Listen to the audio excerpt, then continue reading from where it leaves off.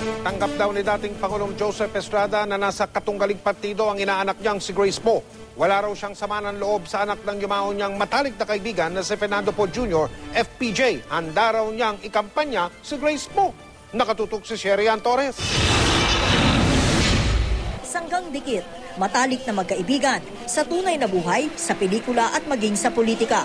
Ganyan kinikilala na marami ang samahan ni dating Pangulong Joseph Estrada at ng yumaong hari ng pelikulang Pilipino na si Fernando Poe Jr.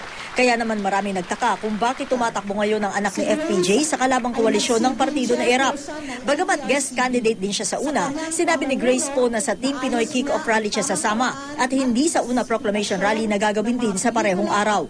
Lumabas sa isang ulat sa pahayagan na sinabi umano ni ERAP na nalaman niyang may tampo daw sa kanya ang ina ni Grace na si Susan Roses dahil hindi nito umano tinulungan si FPJ sa mga huling araw ng kampanya noong 2004 presidential elections.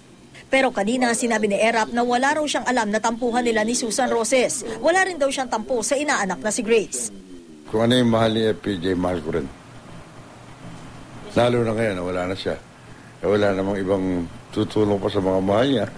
Kung hindi, ako inaasahan niya. So, walang issue yun. Kaya ayos lang din daw kay ERAP kung sa entablado ng LP aakyat si Grace at hindi sa una.